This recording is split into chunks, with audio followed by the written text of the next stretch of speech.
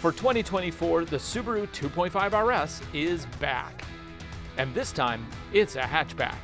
We have all the details in this first look video right now on Driving Sports TV.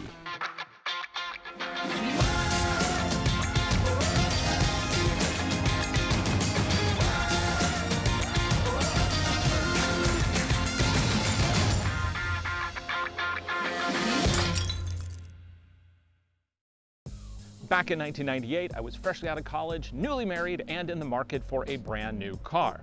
I looked at three possible contenders at the time. There was the Acura Integra, the Mazda Miata, and of course the Subaru 2.5RS, which was still fairly new to the American market. After test driving all three, I did end up buying the Acura Integra, but I really liked the Subaru Impreza 2.5RS. So much in fact that by 2005, I actually bought one. We had a lot of fun with that car. I actually modified it for Subisport magazine, which was a publication I was printing at the time, and we turned it into a track beast that was naturally aspirated.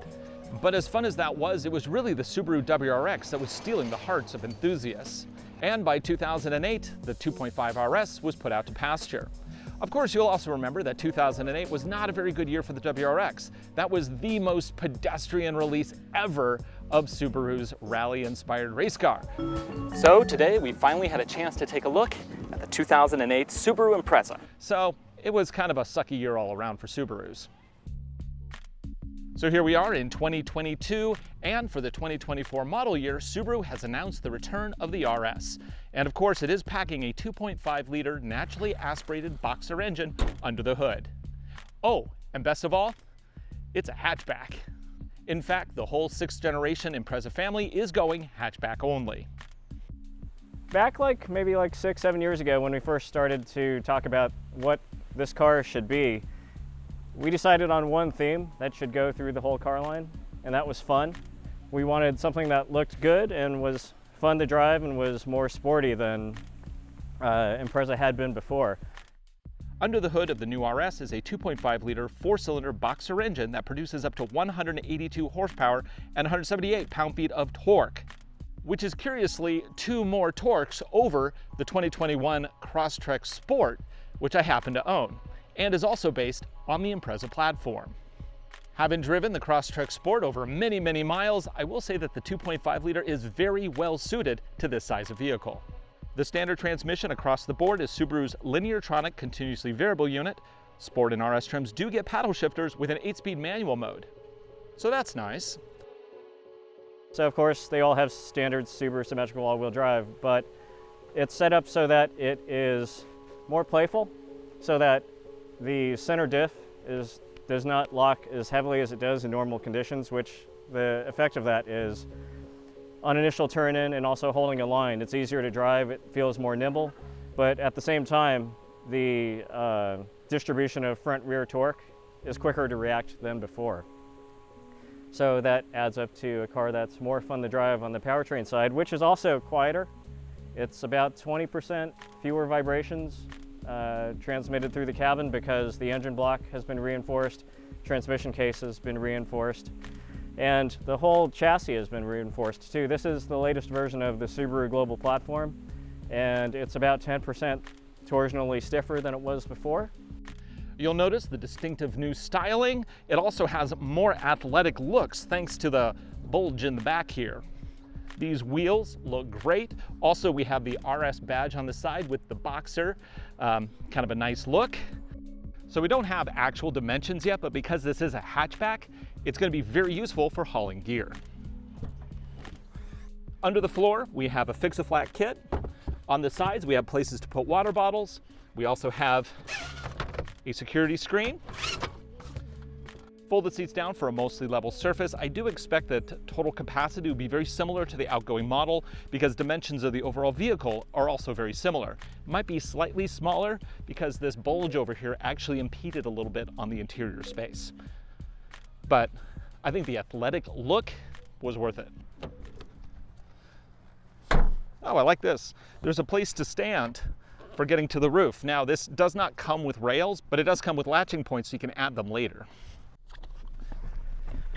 Okay, in the back seat, It's pretty good, actually. I got lots of headroom. I have room for my knees. My feet fit great. I get 2 USB sockets back here, both a 3 amp USB-C as well as an older style 2.4.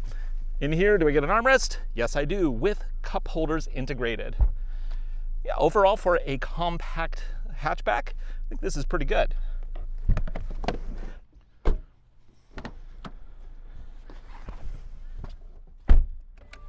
In the front seat of this RS, we have a really nice interior experience. I have a steering wheel wrapped in leather that is exclusive to the RS. Both Sport and RS trims, however, get paddle shifters, which allows the CVT to emulate an 8-speed stepped automatic. Now, the gauge cluster is your traditional unit with a color display in the middle, and lane centering is standard on RS. Lower trims don't get that. All Imprezas come standard with EyeSight, and it is the new 3-camera system. It is more advanced and has a wider field of view than the outgoing model. It's because of that we also have adaptive cruise control here with lane centering. I have buttons to manage the distance, to pace the vehicle in front of me, and I can hit another button to basically autopilot the vehicle.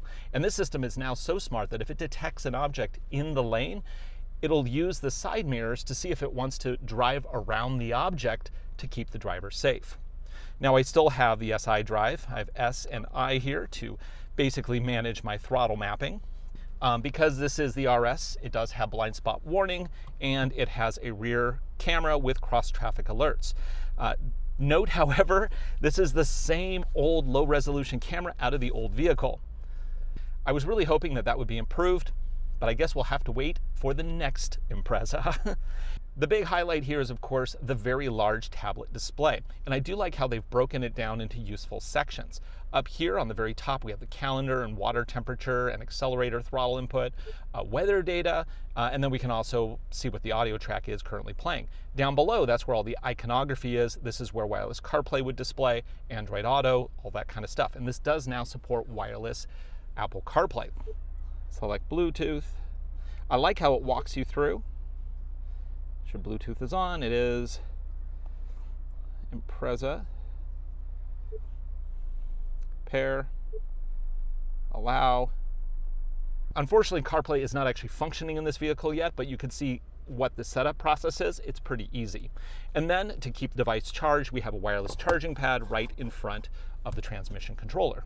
Below that, this does have heated seats. And let me talk about these seats.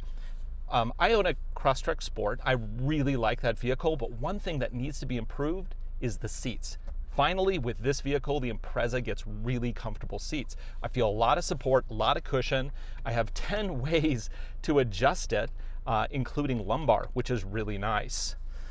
Ergonomically, the vehicle fits really well. It's a really well thought out, good looking interior that doesn't go too far into, the sporty sport category. And they have very limited use of the whole piano black design motif. It's only wrapped around the shifter here basically. And below that, in the cup holders, we have more of a high impact style plastic that I think will serve us well for the long life of this vehicle. And here we also have the seat warmers, and then we get a 12 volt down here, which is good. Those are starting to disappear on some cars, and I really like the 12 volt. Sunroof, really small, but functional. Visors, we get a mirror here with a light. How about the passenger side? Mirror with a light as well. Yeah, overall, I'm really excited to test out this vehicle. I think that it's going to be a great addition to the Impreza lineup. And with the removal of the lower trim Imprezas, it really elevates the whole brand to being a little bit more of a premium offering. There is no bargain basement, cheap plastic, tacky interior Impreza starting with the 2024 model. And I think this looks great. As for the large central display, if you option the base trim, you do get a smaller display. This is only on Sport and RS trims. Audiophiles will appreciate the fact that you can now get a Harman Kardon 10-speaker system in here, which I expect sounds pretty good. So overall, very familiar for anybody who's driven an Impreza. I love the fact that it's a hatchback again, because the hatch is really where it's at. The 2.5 liter, it's not as fast as the WRX, but not everybody needs WRX levels of performance. I think this is a really good power to weight ratio that gives you a fun car to drive without killing you on economy.